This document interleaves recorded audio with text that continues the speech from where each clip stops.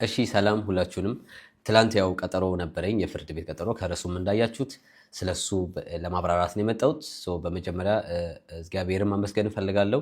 ለዚህ ሁሉ ያው በትዕግስትም በብርታትም በሁሉም ነገር እግዚአብሔር ከጎኔ ስለነበረ ከልብ ከልብ አመሰግናለሁ።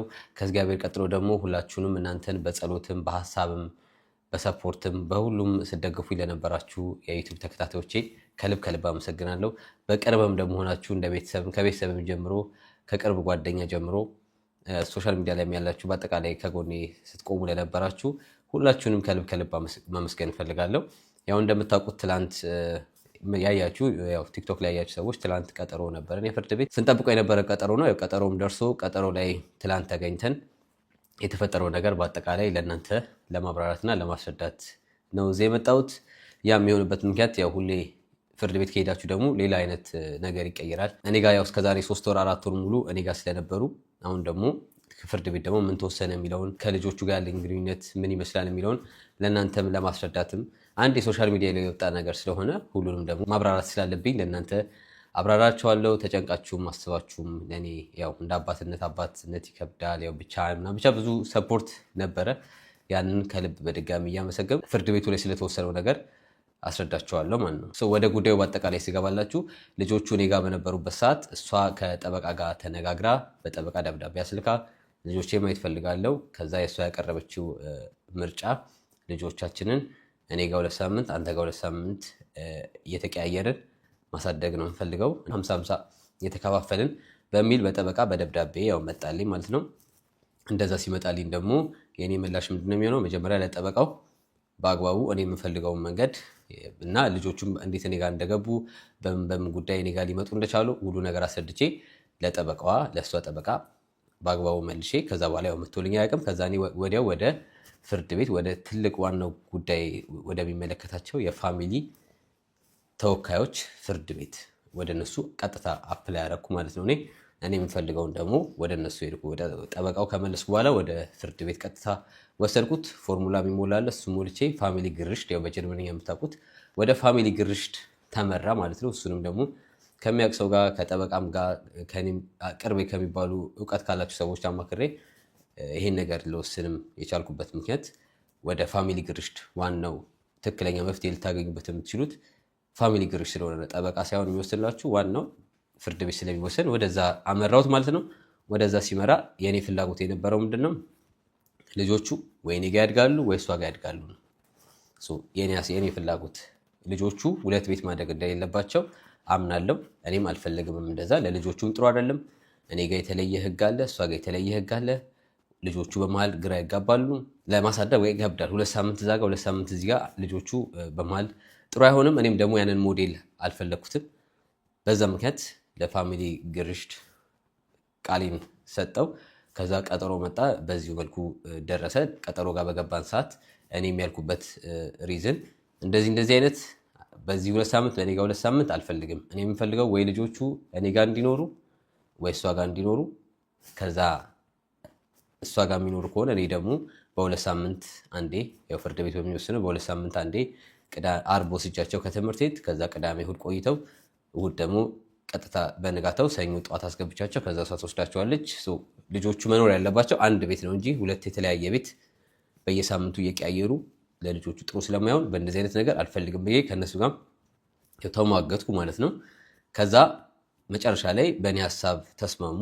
ያም የሆነበት ያኛው ሞዴል ስለማልፈልገው እኔ የምፈልገው በዚህ ነው። ስለዚህ እናት ናት። ቅድሚያ ደግሞ እናት እሷ ማሳደግ እፈልጋለሁ እሷ ማሳደግ እችላለሁ የምትል ከሆነ ቅድሚያ ለእሷ ማሳደግ የምፈልግ ከሆነ ለእሷ ቅድሚያው መስጠት ትችላላችሁ ምናምን ብዬ የኔን ጉዳይ በዛ አቀረብኩ ማለት ነው።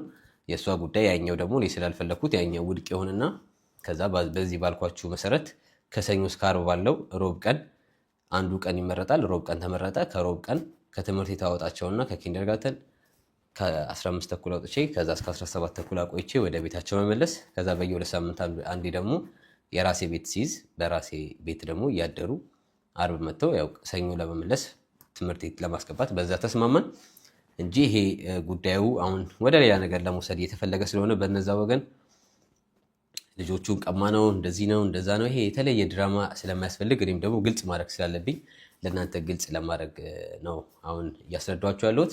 በራሴ ፍላጎት፣ በራሴ ድምፅ፣ በራሴ የተወሰነ ነገር ነው እንጂ ፍርድ ቤቱ ኖ አንተ አይገባም፣ አንቺ ይገባሻል፣ እንደዚህ አይነት ሰጣ ገባ ውስጥም አልገባንም።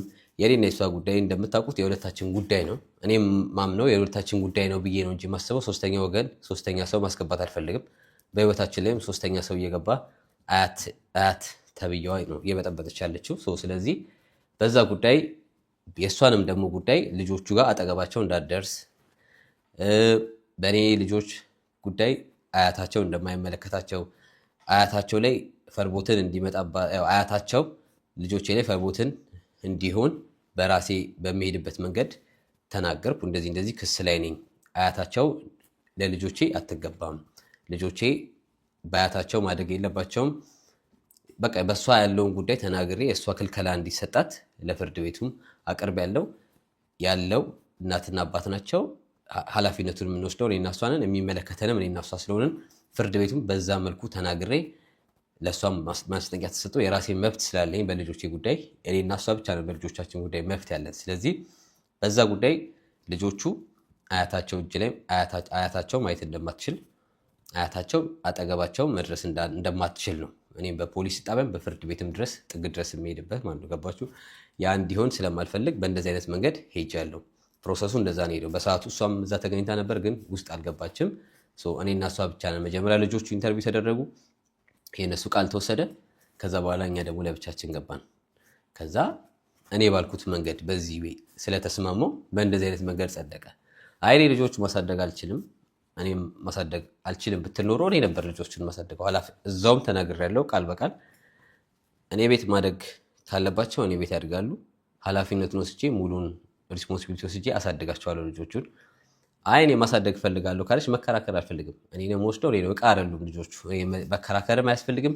ይሄ ጠበቃ ይዤ መጥቼ ግዴታ ልጆቹ ለእኔ ይገባል እነሱ ማሳደግ አይችሉም ምናምን ብዬ ትልቅ ብዙ ሪዝን ስለሚያስፈልግ እዛም ደረጃ የማያደርስ ነገር ስለሌለኝ እናታቸው ማሳደግ የምፈልግ ከሆነ ቅድሚያ ለእሷን መስጠት ትችላላችሁ፣ ኃላፊነቱን ወስዳ ማሳደግ የምችል ከሆነ እኔ ማየት በምችልበት መንገድ መፍትሄን ለማስከበር ደግሞ በእንደዚህ እፈልጋለሁ ብዬ ለፍርድ ቤቱ መሰረት በእንደዚህ አይነት መልኩ ያው ተወሰነልን ማለት ነው። እኔም ደግሞ በህይወቴ ላይ የራሴን ውሳኔ መወሰን አለብኝ።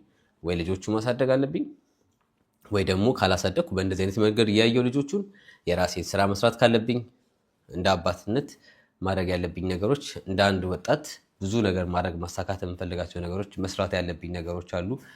ብዙ ተሯርጬ ላይፌ ላይ መለወጥ ለልጆቼ ወደፊት ደግሞ ለሚፈልጉት ነገር ለሚጠይቁኝ ጥያቄ ማሟላት ለሚፈልጉት ነገር ማሟላትም ስለምፈልግ እንደ አንድ ወንድ እንደ አንድ መስራት እንደሚፈልግ ሰው በራሴ ተሯርጬ ደግሞ በእንደዚህ አይነት መንገድ ለልጆቼ ወደፊት ለሚፈልጉት ነገር ለሚያስፈልጋቸው ነገር መድረስ ስለምፈልግ ይሄንን መንገድ መረጥኩ ማለት ነው።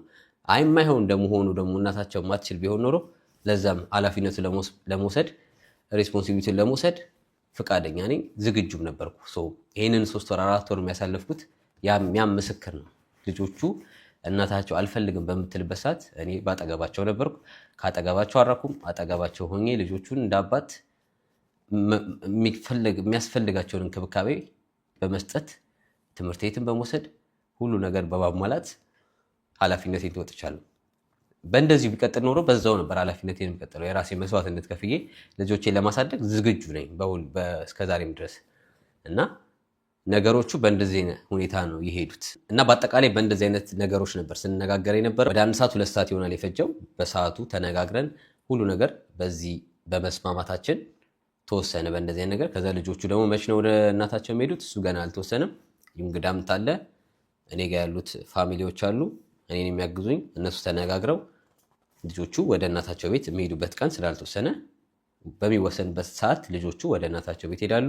እኔ ማየት በምችልበት በተመደበልኝ ሰዓት ራሳቸው ፋሚሊ ግርሽት በወሰነው መንገድ ከዩንግዳምት ጋር በመሆን እሱን መንገድ በመከተል ልጆቼን ማየት እችላለሁ። ከዛሬም ደግሞ የራሴ ህይወት ስላለኝ መስራት ከፈለኩ መስራት፣ ትምህርት መማር ካለብኝ መማር፣ የራሴን ህይወት ወደፊት ለማስቀጠል ግዴታ ምንም ታይም ስለሚያስፈልገኝ በሰዓቱ እሷ እንድትማር ቤት ቁጭ ብዬ ልጆቹን በማሳደግ እሷ አሁን ለደረሰችበት ለ3ኛ ዓመት ሃውስቢልዲንግ እንደምታደርገው መስዋዕትነት ከፍዬ ልጆቹ ወደ ቤት ተቀምጬ አባት ማድረግ የሚጠበቅበትን እዚህ ሀገር ሚስት ትምህርት ስትማር ያው አባቶች ጊዜ ተብሎ ደግሞ ልጆችን ይዛል። እናት ደግሞ ቤት በምትሆን ሰዓት አባት አሁን ደግሞ እኔ በተለይ የራሴን ዓላማ የራሴን ፍላጎት የራሴን የምፈልጋቸው ነገሮች ጎን ለጎን በማስኬድ ልጆቼንም ጎን ለጎን በማየት ህይወቴን በእንደዚህ መልኩ ለመቀጠል ወስኛለሁ። አምኜበትን ያደረኩት ደስተኛ ነኝ።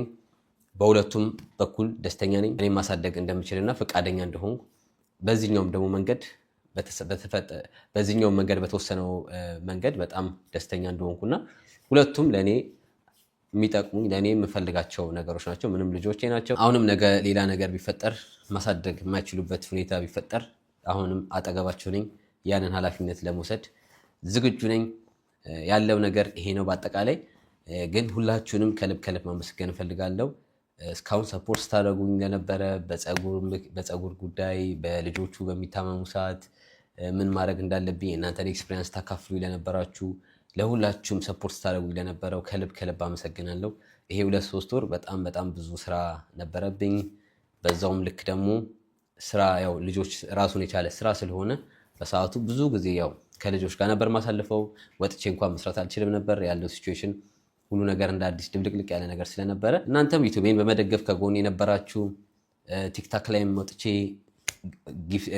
በጌም በምጮሳት ጊፍትም ሰጣችሁኝ በጣም ከልብ አመሰግናለሁ። ሁላችሁንም በጣም ደስተኛ ነኝ። በዛም እናንተ ድጋፋችሁ እስከዛሬ ከኔ ጋር ስለነበረ ከልብ አመሰግናለሁ። ወደፊት ወደ ስራ ዓለም ደግሞ ገብቼ በደንብ እየሰራው ለልጆቼም ለወደፊት መድረስ ፈልጋለሁ። አመሰግናችኋለሁ ሁላችሁንም። የነበረን ይሄ ነበረ። ሌላ ጥያቄ ካላችሁ ኮሜንት ላይ አስቀምጡልኝ። ያለው ነገር ይሄ ነው። ምንም ነገሮችን ማወዛገብ ወደዚህ ወደዛ አያስፈልግም። በዚህ መልኩ ተጠናቋል። አመሰግናችኋለሁ። ኢትዮጵያ ለዘላለም ትኑር። ያልተሰናበታችኋለሁ። ሌላው ደግሞ መናገር የምፈልገው ልጆቹ ከዚህ በኋላ ሶሻል ሚዲያ ላይ እንዳይፖስቱ በሁለታችንም ሳይድ ተወስኗል። ያ ማለት ያው እሷም ልጆቼ ሶሻል ሚዲያ ላይ ሊወጡ አልፈልግም። ያ ማለት ደግሞ እኔ ጋም ሶሻል ሚዲያ ላይ መውጣት አይችልም። ሁለታችንም ማድረግ አንችልም። ሌላውም ደግሞ ማስጠንቀቂያ እዚህ ጋር መናገር የምፈልገው ለእናንተ ማሳወቅ የምፈልገው ለእሷም እንዲደርሳት አያታቸው ከኔና እሷ ህይወት ባለው ጉዳይ ምንም እንደማያገባት በልጆቹ ጉዳይ ማስጠንቀቅ እፈልጋለሁ። አሁንም እሷ በሰዓቱ ጠበቃ ውስጥ ስላልነበረች እሷ በሰዓቱ ፍርድ ቤት ውስጥ ድረስ ስላልገባች የተባለውን ነገር የኔን ያቀረብኩት ነገር ስላልሰማች ምናልባት ላትነግራት ስለምችል አሁንም ማስጠንቀቂያ የምነግራት በልጆቼ ጉዳይ ምንም ነገር ሶሻል ሚዲያ ላይ በሷ ምክንያት አንድ ነገር እንዳላይ በአያታቸው በእናታቸውን በኩል ምንም ነገር መፖሰት እንደማይቻል እዛው ቃል በቃል ስለተነጋገረን እኔም በራሴ የተፈረደው ስለተፈረደ እኔም በራሴ ከዚህ በኋላ ልጆቼን ሶሻል ሚዲያ ላይ አንፖስትም፣ ሁለታችንም ማለት ነው። ስለዚህ ይሄን ይመስላል። ልጆቼ መልካሙ ነገር እመኛለሁ። ስለዚህ ይመቻችሁ። ኢትዮጵያ ለዘላለም ትኑር። ያልኩ ሰናበታችኋለሁ።